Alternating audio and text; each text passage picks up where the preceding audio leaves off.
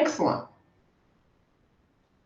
All right. So it's very quiet once again. Thanks for joining us today. It's right, I've got 11 o'clock, so we might as well get straight into it. So this is just going to be a 30-minute. Oops, I can hear someone. That would be Clayton, no doubt. I'll just mute you, Clayton.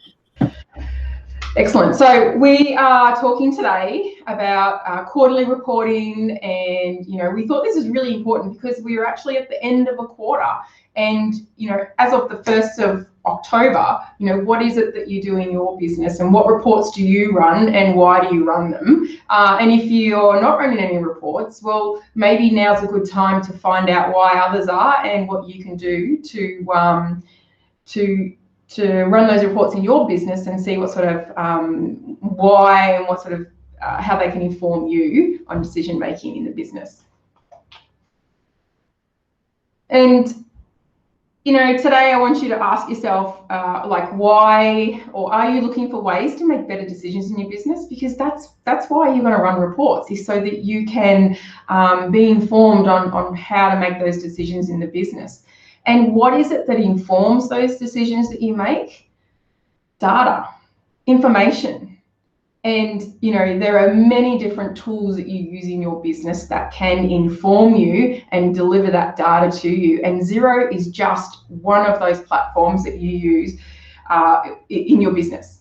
There are a whole suite of other things. There is your Google Analytics, there's your social media analytics that come from that. There'll be some point of sale systems if you're in that retail sector, could be your membership base, could be many different things. So for yourself, what are those things in business where you get your data from to inform you? And today we're just going to be focusing in on Xero and the data that it can give to you to inform the decisions you make in the business. But what it also comes back to is, what decisions do I need to make? What's my trigger for making a decision or changing something?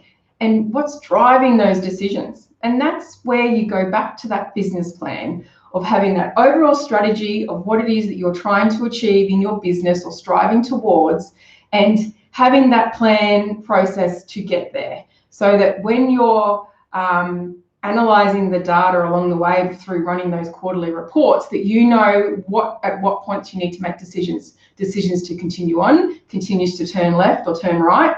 It's up to you as a business owner to make sure that you're retrieving that data where you can, so that you can have those informed decisions. So hopefully that gives you a bit of insight as to why it's important and how much of an impact it can have on you running reports in your business regularly. And obviously for today we're talking quarterly reports.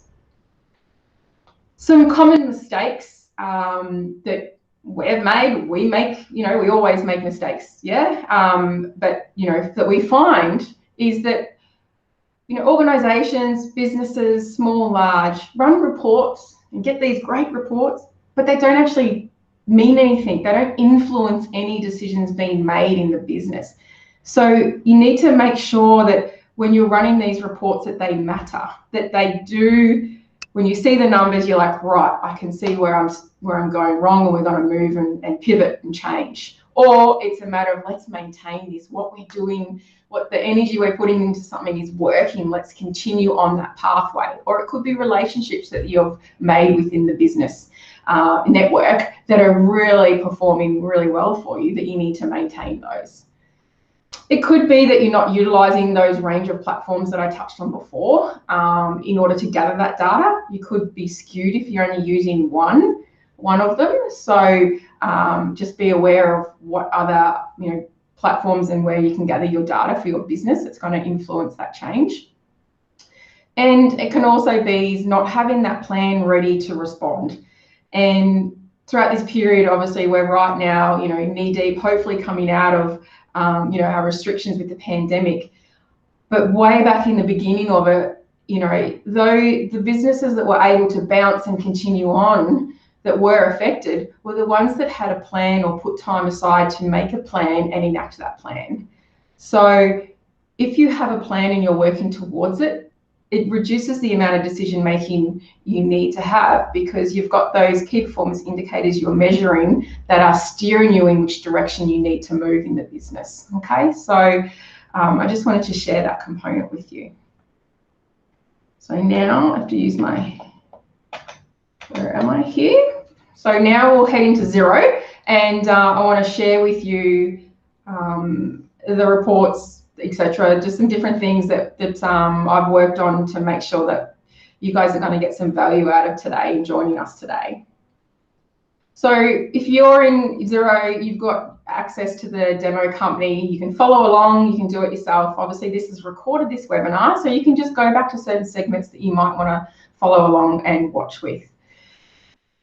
Within Xero, the first thing is when you're about to run some reports, it's important to make sure you've reconciled your books, because if you've got 6 months worth of reconciliations to do and you're trying to run reports, the data you're looking at is not right, because you haven't reconciled all those transactions that are still sitting there, and they're not going to give you that true reflection of where you are in business, because they don't feed into it.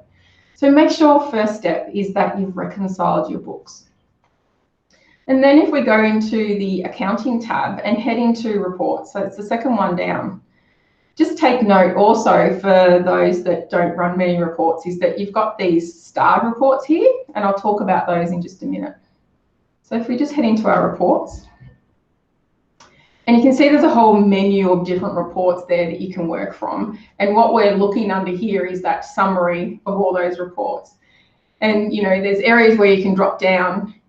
And when I spoke about the stars, the reports that I've got in the demo company that are starred are the ones that were in that drop-down menu, if you have a quick look. So you can see those ones there are the ones that are starred for myself. And that's unique to every single user to set your own favorites as such for your reports. You'll also notice in Xero that there's 2 profit and loss reports, which is what we're going to look at firstly. And there's the older one and there's the new one. Hopefully today, after today's session, that you will all start using the new one, because you'll understand why they've changed the report, because it gives you so much more flexibility in commanding those numbers and presenting them in a way that matters to you as that business owner interpreting them, okay? Because it did take me time to get used to it, but now that I'm into the new reporting template, it's really great. So we'll go into our profit and loss report. And this is usually a bit of a go-to report for business owners, but if we're just pulling it up in its basic form like it is now, there might be some things in here that you just sort of like the so what, what's it telling me, like what do I need to do that's different? And we always should be looking to, compare the data to see what's changed, why it's changed. Maybe you've done something differently in your business and you want to see whether that number has grown or whether it's shrunk. But I want to focus on that top end and see what's grown in the business. So you've got your parameters there, any comparison periods you might want to have. If you've got filter, so if you've got tracking indicators, you can utilize your tracking indicators. I'm not going to go into that today because there's, from data, there's not that many using tracking indicators. But one of the big ones is to go to the settings here, and you need to make sure that you're on that cash or accrual basis. So that's how you report your BASs to the ATO. Most small businesses are on the cash setting. It's when the larger businesses, they're on those accruals, so what they've invoiced out, etc. But cash is, what you've got in the bank, what you've received in the bank, and what you've paid out of the bank, not what's coming in or going out, okay? So it's the actuals as such. So just make sure we update that. And what I want to do is I want to add a comparison period so I can get my template started. So, and I'll just update that again.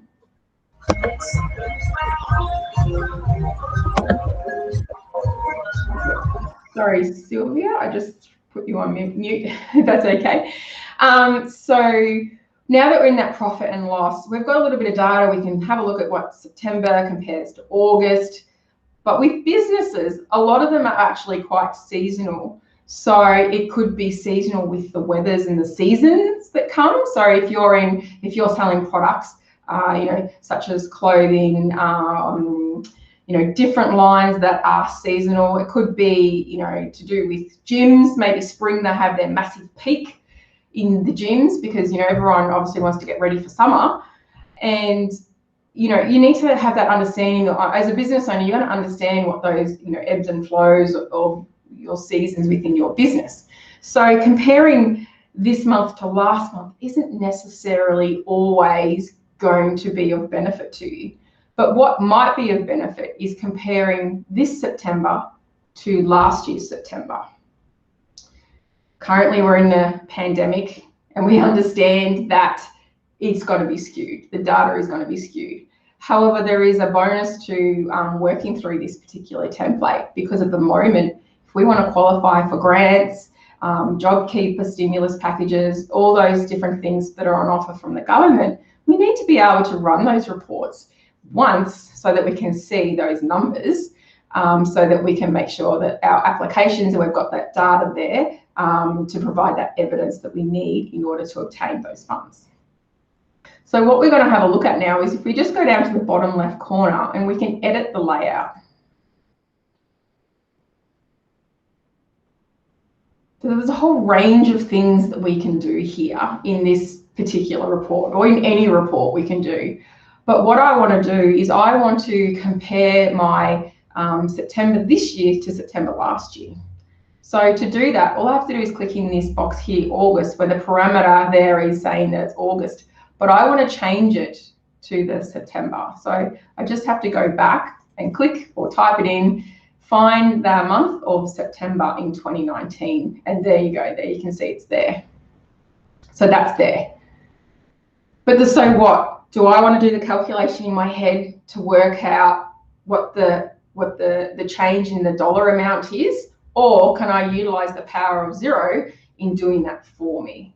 And a way to do that is to add another column, and you have a choice of different things that you can do in this particular button.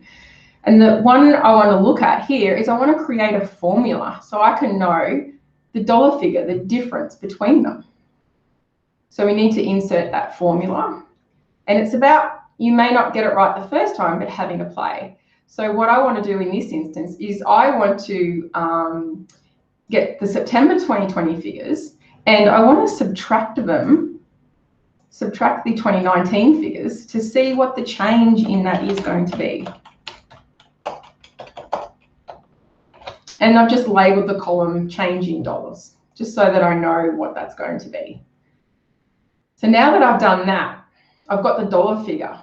But a lot of us quite often work off percentages because you want to be able to see that constant growth in those percentages. It's going to give that better outlook in your reports.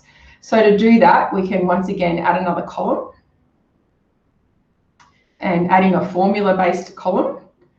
And then in here, for instance, we're going to use the change in dollars divided by the September figures. So it'll give us a percentage, and I've got to tick that box to show it as a percentage. And here I might want to call it change in percentage. And so that's my report there. So I've modified the columns to deliver something that I want to be able to read and understand and interpret. And now I want to have a look at the left-hand side of my profit and loss. On your profit and loss, you have the top part of it, which is, looking at like what your revenue is, what trading income you've got. You've got your cost of sales, which is usually directly under, because that is a direct cost. Every time you sell one of those things or one of that service, you've always got those costs of good or direct costs associated with it, because the more that you sell or the more services you deliver, your cost of sales goes up. And then there's the other component, which has got other income. And normally that usually sits pretty stable and nothing really shows up in there apart from maybe some bank interest or something, if you're lucky.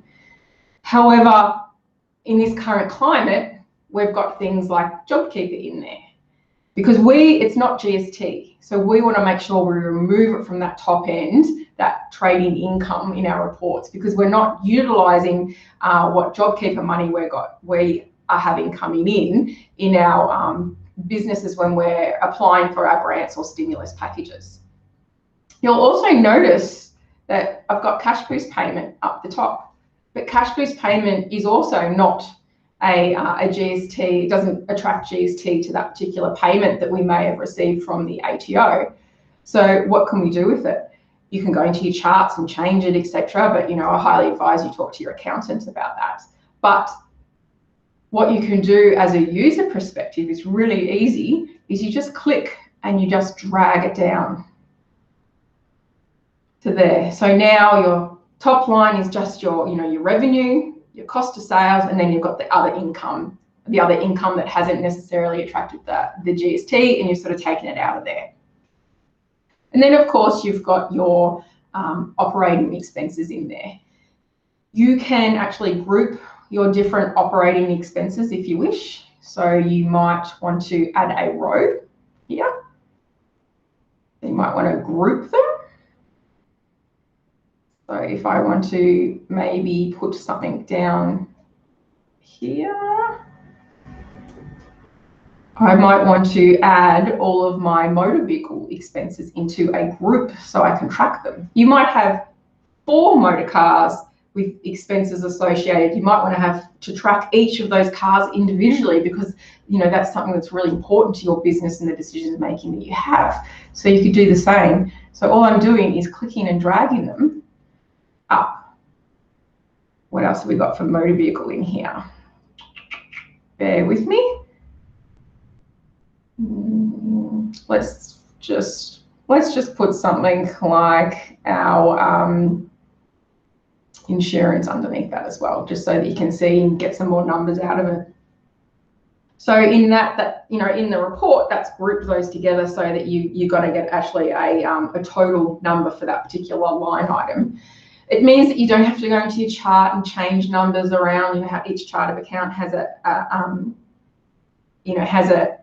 a number associated with it. It means you don't, if they're in sequence, that's how this particular sequence comes out in Xero. So you don't have to do any of that. You can just change the report that suits you as the end user. Okay, so now we have our profit and loss. Let's go and have a look and see what it's telling us. So we just hit the done button and take us through. So now we have a report that is giving us some really powerful information as far as I see it. We can see our income has dropped from 2019 significantly. We can instantly tell what that percentage is. So if we were looking at qualifying for JobKeeper in this demo company, obviously we would qualify, this is obviously not in a quarterly period, which is within the parameters, but if that was something that we were looking for, you can see the percentage downturn automatically. You can see what costs of goods are associated with that top line here, which are broken out. So they're those direct costs that you have. Maybe you have to buy materials in order to assemble them to then sell them, etc. You've got the other income, which is showing up. So that's, that usually sits pretty steady and doesn't really have much influence over you in the business. But for instance, at the moment, sitting in the pandemic and receiving government funding in the demo company, you can see that we received JobKeeper and cash boost payment, and you can see how much of that you've received. Obviously nothing in the year before. And then you can go down that little bit further and see how those motor vehicle expenses are broken out, okay? So, and then at the end of it, because remember I moved the insurance, because the insurance had no funds allocated, no expenditure against it. That's why it's not on the list. All those items that were on the list in the template are there in the background, but they just don't show on the report because they haven't had any expenses captured against them. That's why it's not there. But you can overall see where you're sitting, net profit.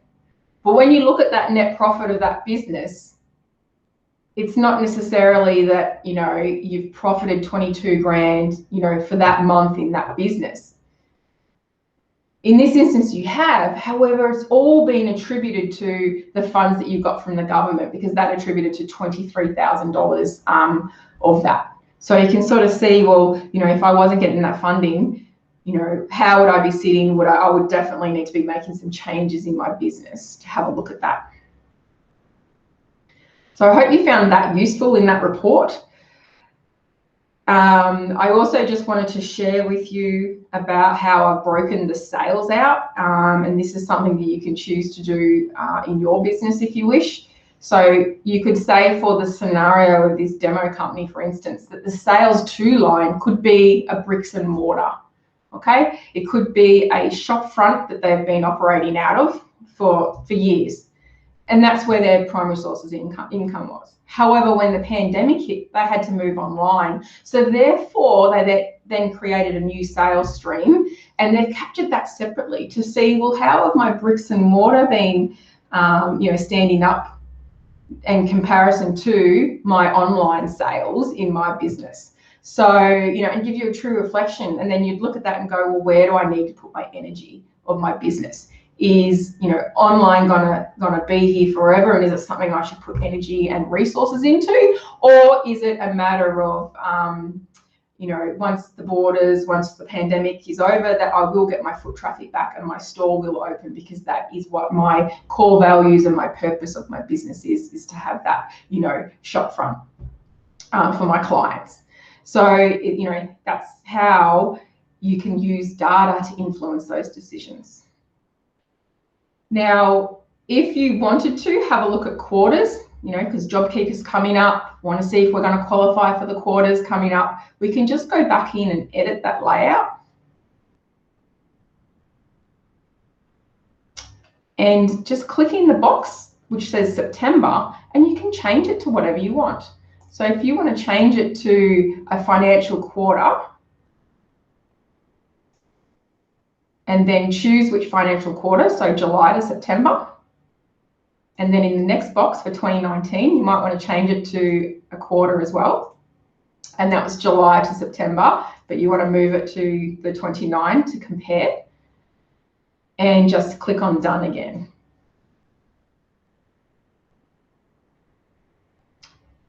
So now you can see those figures. Obviously, this is a demo company. There's not much data other than what I put in for September in this demo company. So the numbers haven't changed and aren't reflective of the current scenario we're all in.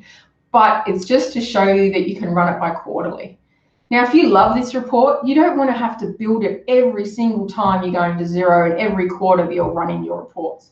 So what you can do is you go down to the bottom and just hit save, and you can customize this particular report. So this template will be here every time for you. So just hit the customize, so profit and loss, and I might just put the Q for quarter and hit save. If you want this report to show up every single time you go into profit and loss, you just hit the make it the custom report being the default. So I hit save. I might also then want to go in and actually publish this report, because I've applied for the grant. I need to make sure I have my evidence, and I store my evidence within Xero. So I've got that in there, and I just save it. So I can, cognizant of time.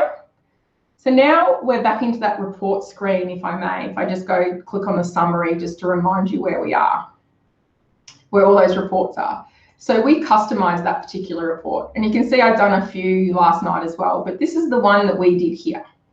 And then if you move across, you can see your published reports in there. And that report I've just had up on my screen is now a published report. And you can delete them, you can export them, you can do whatever you wish with those particular reports. But if I want to just go back to my custom, I can just go back in and have a look. And it'll draw it up again, and there's that custom report, and if I wanted to then make another one, I could just head in and I can edit that layout, and then I can customize it again from here.